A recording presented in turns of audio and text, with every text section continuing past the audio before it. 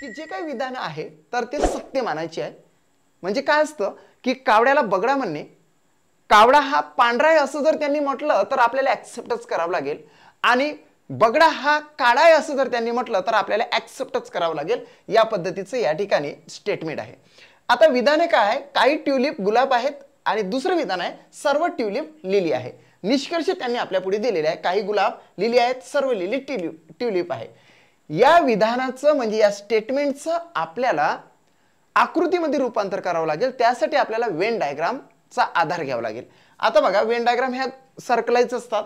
काही ट्यूलिप गुलाब आहेत म्हणजे मी या ठिकाणी काय टाकणार तर असा गोल काढला मी, याला मी म्हणणार ट्यूलिप। काय म्हणणार मी? ट्यूलिप। काही ट्यूलिप काय आहे तर गुलाब आहे आणि या गोलला म्हणणार मी गुलाब। म्हणजे काय झालं तर या ठिकाणी एवढा जो भाग आहे हा काय दर्शवतो तर काही ट्यूलिप गुलाब आहेत। आता हे विधान झालं। सेकंड विधानाकडे जाऊ की सर्व ट्यूलिप लिली आहेत। मग ट्यूलिप काय तर पहिला सर्कल आहे, तर याच्यामध्ये मी काय करणार की या ठिकाणी पुन्हा असा मोठा गोल काढणार की जेणेकरून ट्यूलिप त्याच्या आतमध्ये येईल, कारण की त्यांनी असं म्हटलेलं आहे की सर्व ट्यूलिप लिली आहे आणि हा जो मोठा गोल आहे याला मी लिली म्हणणार, लिली। आता बघा मित्रांनो, काय करायचं की आपण थेट जायचं या निष्कर्षाकडे। पहिला निष्कर्ष काय की काही गुलाब लिली आहे। आता काही गुलाब लिली आहे म्हणजे गुलाब आणि लिली बद्दल विचारलं तर आपण ट्यूलिपला निग्लेक्ट करायचं, म्हणजे याला निग्लेक्ट करायचं। म्हणजे काय तर मधला जर राऊंड निग्लेक्ट केला तर सरळ सरळ आपल्याला असं दिसून येते की काही लिली गुलाब आहे, काही लिली गुलाब आहे आणि काही गुलाब लिली आहे, असं उलट सुलट राईटच निघतं। काही लिली गुलाब आहे आणि काही गुलाब ही लिली आहे। म्हणजे पहिलं जे निष्कर्ष म्हणजे पहिला जो कॉन्क्लुजन आहे तर तो राईट दिसून येते आपल्याला।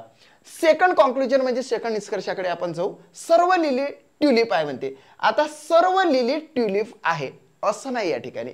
जर समजा हा आतमधला राऊंड आहे हा वरचा राऊंड आहे, तर आपण इथून इकडे जात असताना म्हणजे याला जर ए म्हटलं आणि याला जर बी म्हटलं आपण, तर आपण म्हणू शकतो की सर्व ए हे बी आहे। परंतु असं उलट जर आपण डाऊन पोझिशनला जर येत असेल तर आपल्याला म्हणावं लागेल की काही बी हे ए आहे असं म्हणावं लागते। म्हणून इथं आपण असं म्हणू शकतो की काही लिली हे ट्यूलिप आहे, काही लिली ट्यूलिप आहे असं म्हणू शकतो, सर्व लिली ट्यूलिप आहे असं नाही म्हणू शकत। म्हणून हे रॉंग निष्कर्ष आहे। आता आन्सर काय ते तर फक्त आणि फक्त पहिलाच निष्कर्ष राईट येतो। म्हणून या ठिकाणी बघा, third option is the right answer of this question. Check करूया, राईटच आहे। जर का तुम्ही एमपीएससी स्मार्ट लर्निंग हे चॅनल सबस्क्राईब केलं नसेल तर चॅनल सबस्क्राईब करा।